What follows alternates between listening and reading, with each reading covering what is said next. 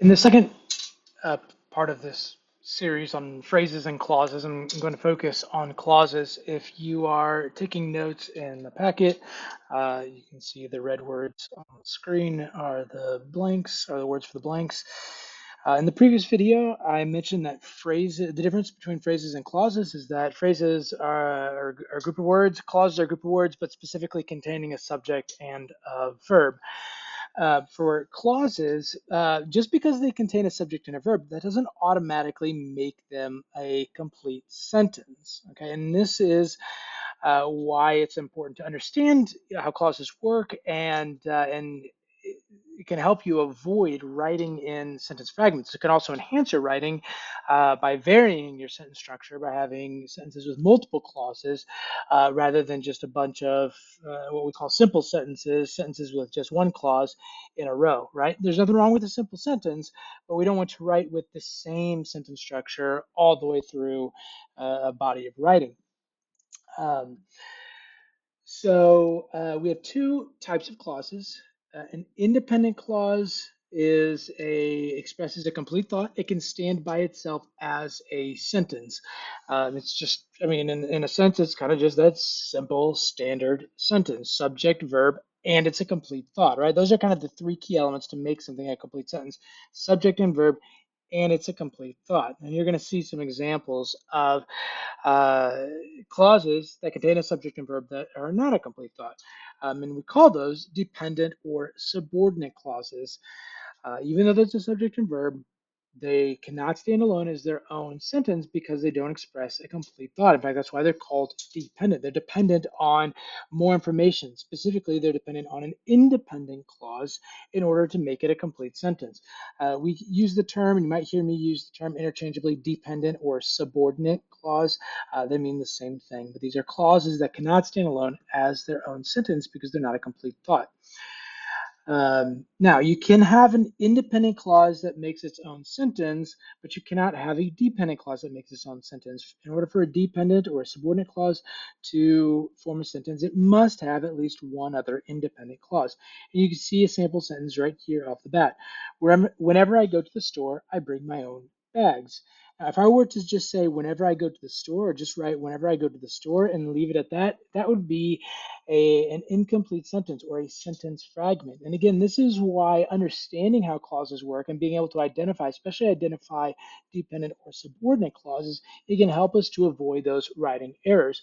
Now, if English is your first language, this probably comes naturally for you. You just sort of know, oh yeah, this is a complete thought or it's not a complete thought. But it's helpful sort of to look at the structure of the sentence to understand why it is a complete thought or it's not a complete thought. We're going to get into this a little bit more, but you'll notice here, if I were to just stick with this information and say, I go to the store, that would be a complete thought. It's this word at the beginning that actually makes it a dependent or a subordinate clause. And there are different types of sort of introductory words that turn what would normally be an independent clause into a subordinate or dependent clause. And by understanding what are these different introductory words that can begin a sentence, it can turn something, transform something into a dependent or a subordinate clause. It can help us to avoid mistakes in our writing and to transform our writing into a more elevated style. Okay. Um, this is information. These may be terms that you're familiar with. It may not be. It's not the end of the world, but just pointing out to you that a dependent or a subordinate clause may contain different complements or modifiers, such as a direct or indirect object. Since she told us the truth, okay, so in this case, truth is a direct object and us is an indirect object. She told what? The truth, to whom or for whom? Us, right? And so in this case, there is there are complements, indirect object and indirect object within this subordinate clause, since she told us the truth. Now, if I just had she told us the truth, that would be an independent clause. But here is my uh, clause. It is a dependent clause. You can have predicate adjectives when I am busy, predicate nominatives when I was a kid or just a kid, prepositional phrases, after you cook for us. All these are examples of complements or modifiers contained within a subordinate or dependent clause, just to show that they can be more varied. They're not always as straightforward as the exercises in a grammar book or sample sentences may show, right? Okay, essentially there are three types of dependent or subordinate clauses: an adjective clause, an adverb clause, and a noun clause. Okay, these are parts of speech. So basically, a subordinate or dependent clause can function as an adjective, which is going to describe or modify another noun or pronoun. Adverb, which is going to modify a verb, an adjective, or another adverb, or a noun. Dependent clauses that's used as a noun, a person, place, or thing, or idea, depending on how you learned about nouns. Okay, so looking at an adjective clause. I won't go through all this information. They can be essential or non-essential. You can look through some more of that.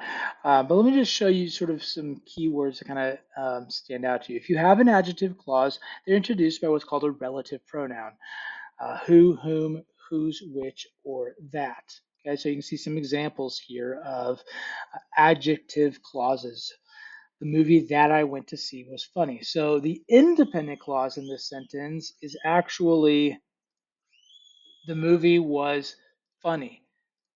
So this indicates that you can have a subordinate clause sandwiched right in the middle of a sentence, right? Sometimes you have one to one side or the other, but sometimes you can also have it sandwiched with inside of a sentence. So the movie was funny, independent clause. That could be its own sentence.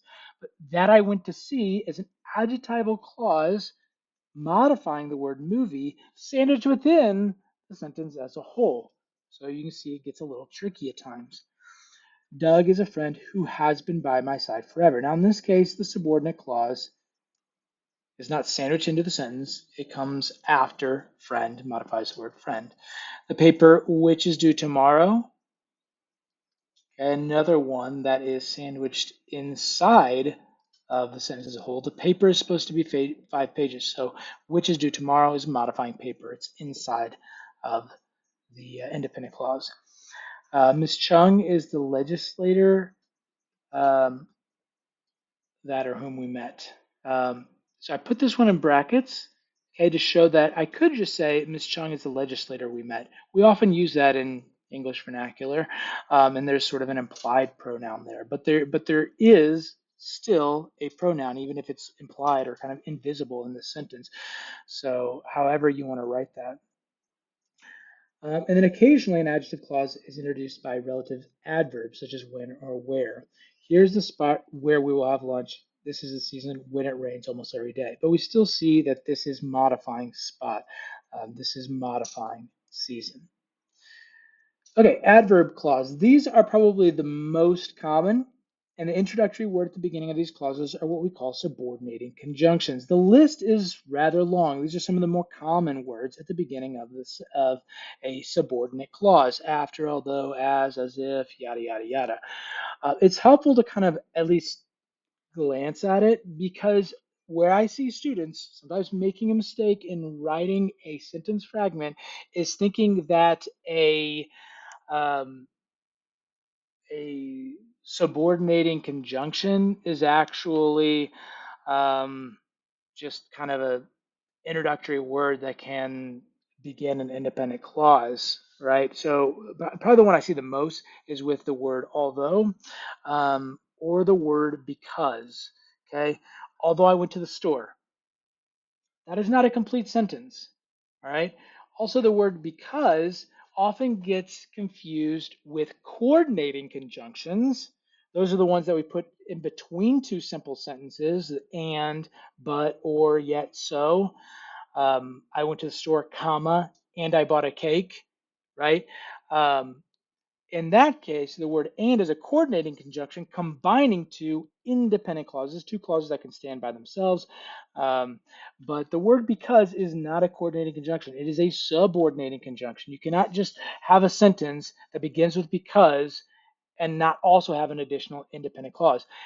Because I went to the store, period, that's a fragment. Because I went to the store, comma, I was home 30 minutes late, period. There's your complete sentence. All right.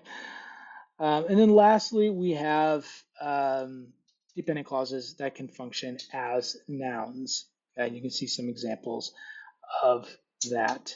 All right, and some common introductory words for that. Now, that's a lot of information to throw at you, but I wanted you to see the different types of clauses in order to help you identify them, and then also to begin varying your the phrases that you use. One other important video you might want to check out is the video on varying your sentence structure, where I talk a little bit more in depth about the types of clauses, the types of sentences based on the number of clauses. You can have a simple sentence, a compound sentence, a complex sentence, and a compound complex. So it takes this idea of combining subordinate and independent clauses, which can, again, elevate the style of your writing.